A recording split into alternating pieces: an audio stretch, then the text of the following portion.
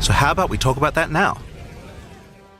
So far, we've only been showing you footage from the campaign, but some people would argue that the endgame is where the game truly begins.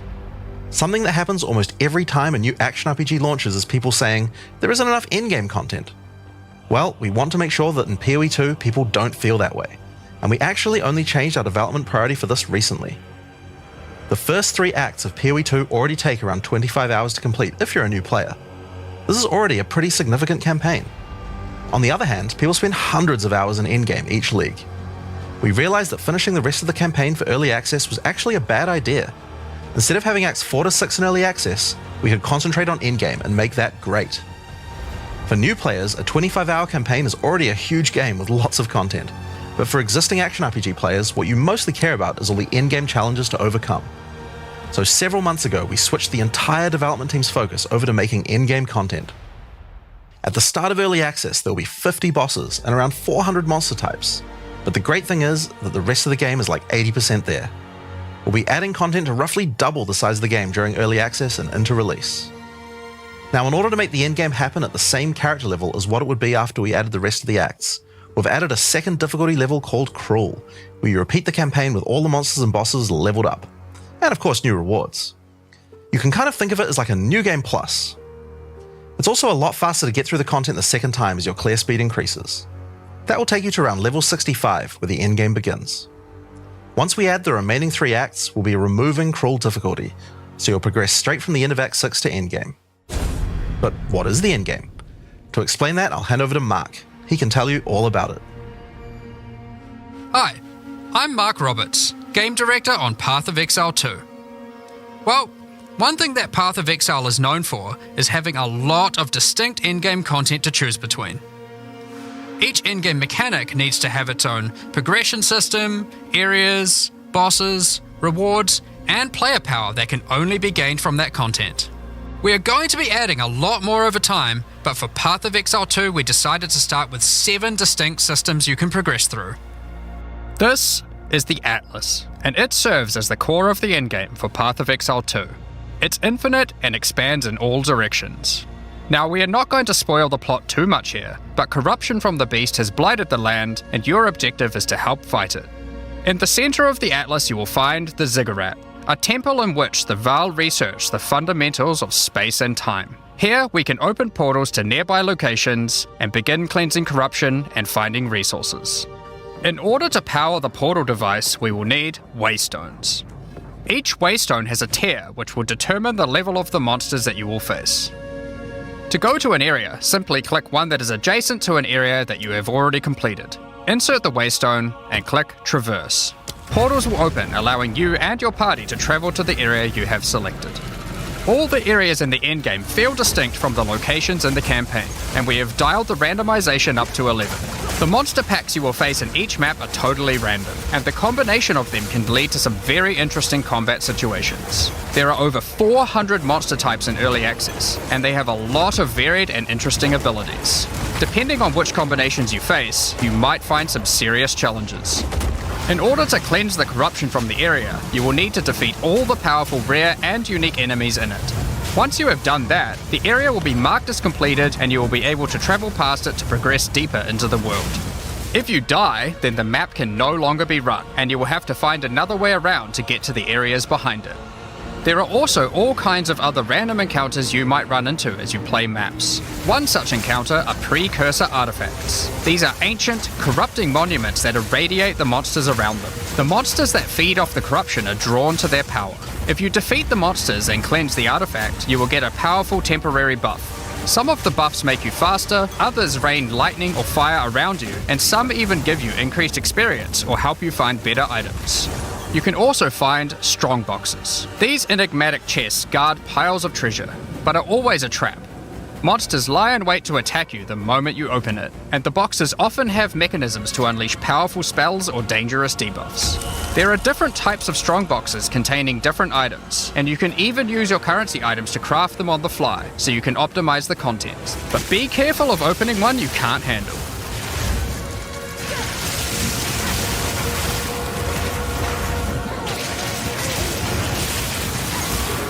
Sometimes you'll discover monsters frozen in essences, solidified crystalline corruption.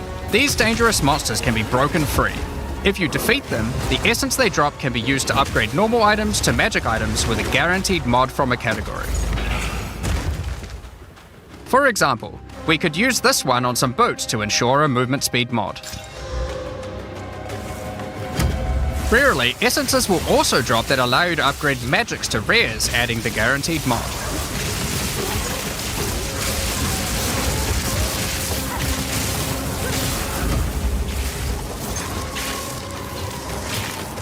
This is incredibly powerful since it allows you to get a second deterministic mod in your crafting projects.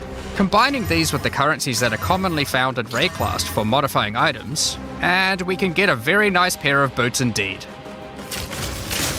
Waystones, like all items, can also be crafted using your currency items. Adding prefix mods will improve the rewards, while suffix mods increase danger. The more dangerous a map is, the more waystones will drop. Adding mods to your waystones is key to progressing to higher tiers and sustaining them, but it will require you to take on larger challenges. There are a variety of factors you'll have to consider when crafting your waystones. Some maps will have higher density, some lower, some have more magic and rare chests, or monsters, some are more linear and others more open. Make sure you explore and think about what makes certain maps good if you want to maximize your returns. As you cleanse corruption from higher and higher tiers of the Atlas, you will gain points that you can spend in the Atlas tree. This tree allows you to juice the danger and rewards of all areas in the endgame. You could increase the number of monsters, the number of rares, the number of precursor artifacts or strongboxes, even the quantity of item drops. As you explore the endgame world map, you'll notice various different biomes, from snow-capped mountains to dense jungle valleys. Most maps are restricted to certain biomes. As you continue to explore deeper into the Atlas, there are all sorts of things to discover. These cities are constructed by different peoples of Rayclast, and have specific items that can be found there. These strange structures marked on the map don't appear to do anything for now. Perhaps you'll work out how to use them later. You might find unique maps like Untainted Paradise, an undisturbed island full of beasts that give an extreme amount of experience. You may even find a lonely man just enjoying his retirement who will give you a unique item for free. In addition, you can find special areas that would make a good spot to set up camp. Clear these areas of their hostile inhabitants, and you'll be able to claim them as your own hideout. You can decorate your hideout as you see fit and invite various NPCs to join you there to create your own personal base of operations. A great tool for exploration are towers. These mysterious precursor constructs are dotted around the Atlas. Completing the tower will reveal a large area around it, allowing you to scout out your next challenge. There are lots of things to find, so keep looking.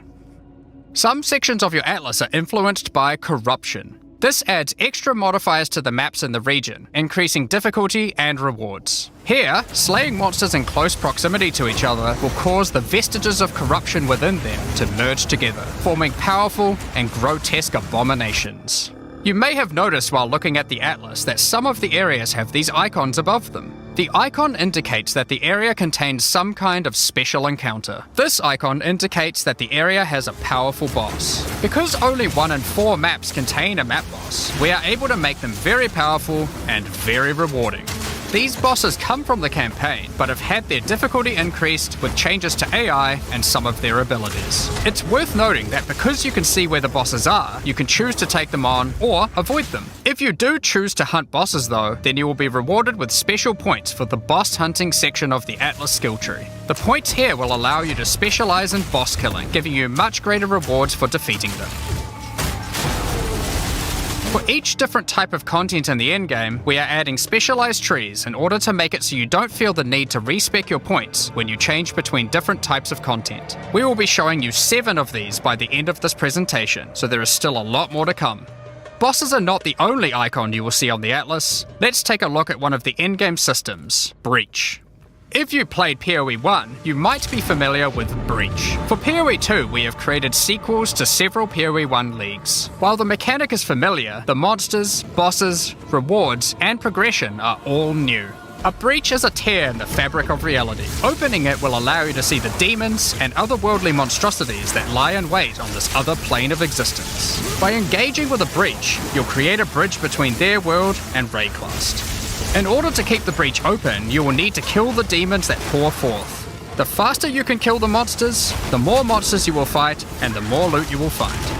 You can also find clasped hands that will open and drop more items if you run over them.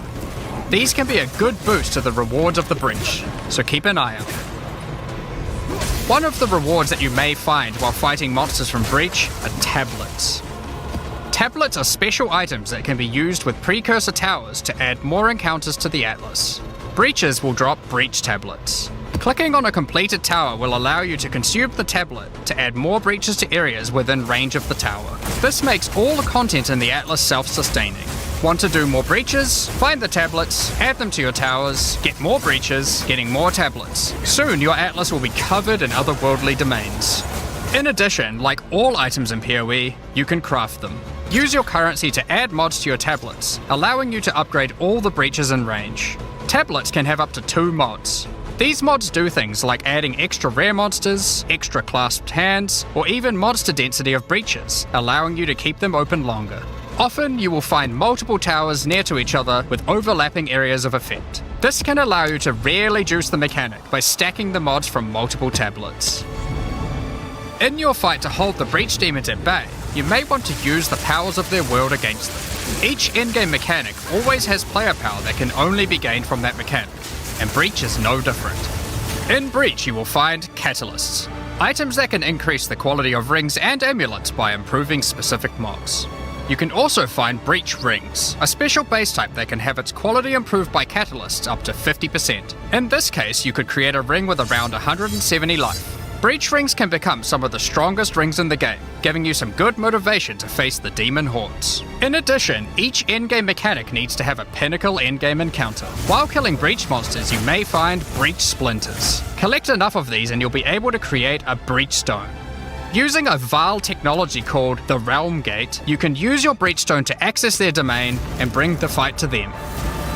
In this twisted domain, you will find nothing but a single massive breach. Triggering it will reveal hordes of breach inhabitants.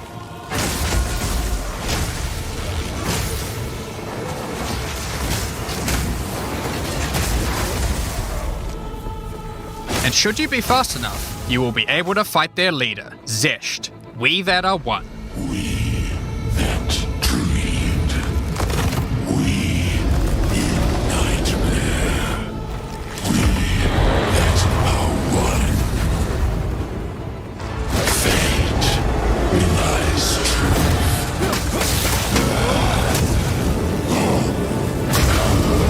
So they sun.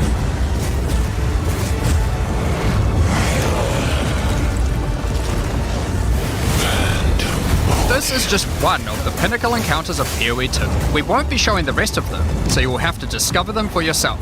But rest assured, this is some of the hardest content we have ever made. All of these encounters have specific uniques that can only be found from them, but that's not all. We still have the progression system. Defeating Zesht will give you points to allocate into the breach section of the Atlas tree. Allocating these points will make breaches and the breach domain even harder, but will give you more rewards. The small nodes will increase the difficulty of the twisted domain, while the large nodes have more specific bonuses. For example, this node adds more clasped hands to your breaches, and adds a pack of magic monsters that can guard them. Get some more points and you can allocate Waking Nightmare, which will double the number of splinters you get from clasped hands, and inflict you with a mysterious debuff.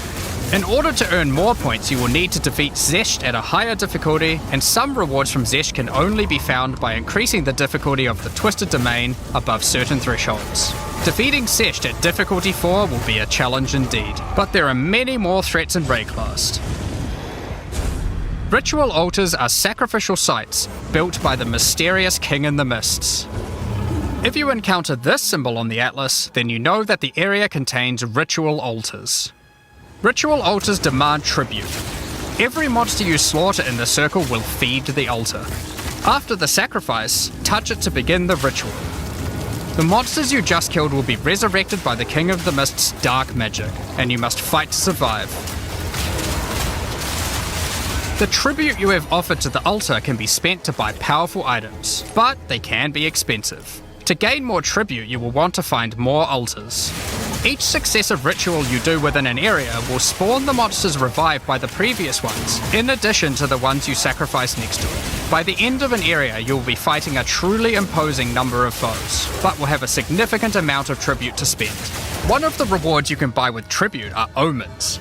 These are special items that allow for metacrafting. Crafting items that affect other crafting items. Have an item with good prefixes but bad suffixes? This omen will help you to remove the mod you don't want, while keeping the ones you do. There are a bunch more of these with different effects, but we will leave them for you to discover. Now don't forget that Ritual will also drop tablets, which can be used to specialize into getting more rituals. If you want to get to the pinnacle boss of Ritual, then you will probably want to use them. They can also be crafted to grant mods, making your rituals more rewarding. The pinnacle encounter of Ritual is the King in the Mists. Feared by the Asmeri people, he is said to have brought eternal darkness to the Wildwood. We won't show the encounter, but just like Breach, there are a range of unique items you can get for defeating him, and you will gain points in the ritual section of the Atlas tree. Some maps have been touched by insanity. A mysterious entity has taken a special interest in you. Step through the looking glass and you will find your nightmares coming to life. When you touch a mirror, the mists of delirium will spread out across the area, infecting your mind. You must stay within the mist to maintain the nightmare, which is as profitable as it is terrifying. Everything you kill will increase the rewards that drop. However, the deeper into the mist you travel, the stronger the monsters are. Be careful not to overstay your welcome. Rare and unique enemies will become vessels for terrifying demons, who will manifest out of them to unleash powerful attacks on you. The mist also offers a strange crafting material, distilled emotions. By combining these emotions, you are able to instill your amulet with a notable from the passive skill tree. This is like gaining an extra passive point for free, attached to your gear. They are also particularly great because you don't have to traverse the tree to get them, allowing you to get off-class bonuses that would normally be much harder to get.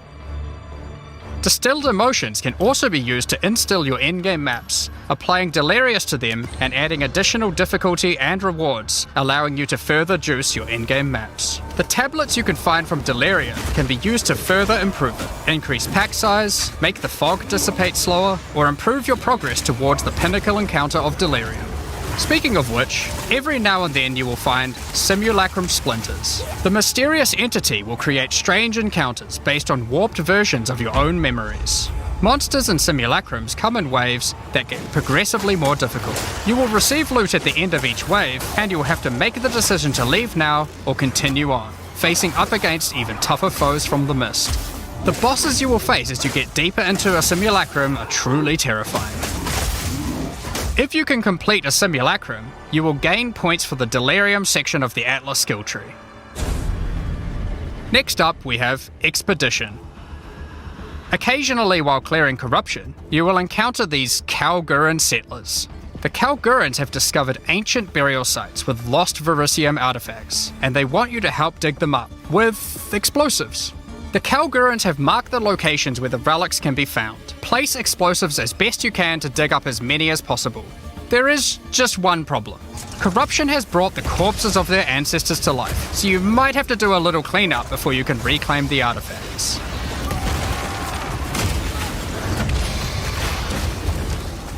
You can also find remnants, the destruction of which will further anger the restless dead. Each one you blow up will make the subsequent monsters more powerful, but also more rewarding. Danig, Rog, Tujin, and Gwenin will exchange the artifacts for useful items and runic magic.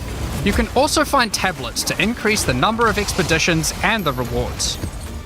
This one increases the radius of explosives, while this one increases the number of remnants you will find. Eventually, you might discover a logbook. These are special maps full of buried treasure and relics, essentially one giant dig site. Here you can create an extremely long chain of explosives and go through a very high number of remnants. But be careful, many remnants have mods that can really brick your build, so you will probably want to avoid these ones. If you add too many remnants, you could easily make the encounter harder than you can handle. There are all sorts of interesting things buried under the ground in logbooks. You might find dripping caves and hidden pirate caches, but the most powerful encounter is Olroth, the ancient undead commander of the Knights of the Sun. Defeating him will grant you unique rewards, as well as points to spend in the expedition section of the Atlas tree. So those are the endgame systems on the Atlas, but we are not done yet. The trials we talked about earlier have much more content when you get to endgame 2. Just like the other endgame systems, they also have progression mechanics, unique rewards, and player power that can only be gained from them. As you get higher level coins for the Trial of the Sycamores, you will unlock more floors to explore. Each floor has its own challenging rooms, and a floor boss that you will need to kill.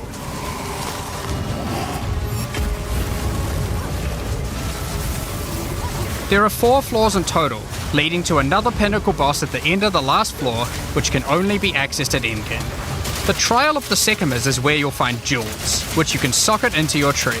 These are like passives that you can craft with your currency items. They can be really powerful as they allow you to stack modifiers that may not be easily accessible on the tree normally. This jewel gives lightning damage and shock chance, for example. There are quite a few jewel sockets on the tree, so it's possible to gain a lot of power here. There are also other types of jewels that don't provide any bonuses themselves, but affect other passives surrounding them. This jewel increases the effect of small nodes in radius by 25%. With careful placement in the tree, you could get a significant amount of power from it. There are also unique jewels available with very interesting effects, but you will have to find those for yourself. In order to push further into the trial and uncover the secrets of the Maraketh, you will want to take advantage of its progression system, relics. Relics are items that can be placed in the relic altar as you start the trial. They give special bonuses that affect the trial, making it easier and increasing its rewards. Of course, you can craft these with your currency items, making them even stronger. If you can complete the entire trial overcoming all 4 floors, the final boss will reward you with one of many unique relics. These relics will be consumed when used on your next run, but can reward you with unique and powerful items. For example, this is the Last Flame. If you use it, you will have only 1 honor for the entire trial, so you will need to do a completely hitless run. The Trial of Chaos also extends into the endgame. As you gain inscribed ultimatums of higher and higher levels, the number of chambers that you can go through increases. In true Vaal style, this allows you to take even more risks for even more rewards. At endgame, you can progress through up to 10 chambers with 3 bosses on a single run. Stacking 10 tribulations on top of each other will make this a significant challenge, but it's worth it. The Trial Master will tempt you with items of the Vaal Empire, such as Vaal Orbs. Vaal Orbs are powerful crafting items that corrupt your gear with random, mysterious outcomes.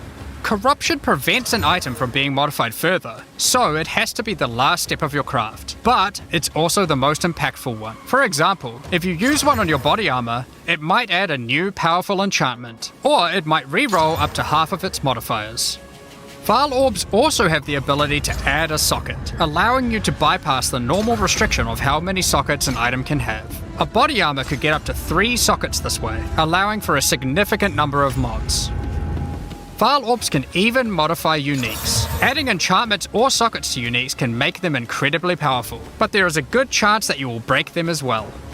The Trial Master will also occasionally offer you soul cores. Originally formed by Chaos, the Vaal sought to replicate soul cores through human sacrifice rituals and blood magic to power their civilization. Soul cores are powerful socketable items, with mods that cannot be obtained from regular runes. Like all endgame content, there is of course a pinnacle boss. The final chamber will drop keys to this mysterious door. Some say this is where the Trial Master himself resides. Perhaps you are willing to take the risk to find out. Had enough yet? Because there is still just one more thing. The most difficult content in Path of Exile 2. While mapping, you might come across this fortress that has emerged from underground, surrounded by an enormous maze riddled with danger. Is the maze preventing something from getting in, or something getting out? This fortress is of ancient origin, and its construction has similarities to the towers and tablets that you have been using on your journey through the endgame. It is clear from the entrance that there are 3 keys required to enter. Local factions are vying for access to the fortress in order to seize the power they believe will be inside. Each of the faction's leaders have managed to get their hands on one of the keys, so you will need to defeat them. Each faction is led by an Uber-Act boss. You can see one of them inhabiting the city, but in order to fight him, you will first need to defeat their 2 lieutenants in the adjacent zones. Be careful. If you fail against either of the lieutenants, or to kill the leader, they will move on, and you will need to find them again. Kill all the Uber bosses and you will gain access to the fortress. We aren't going to spoil it as we can't wait to see you guys attempt it for the first time. But is there a tree you get points in after killing it? Of course there is. This is Path of Exile. There is always another tree. So these are your challenges for PoE 2. As you can see, this project is crazy huge, way bigger than even we expected when we started out. But how do you gain access?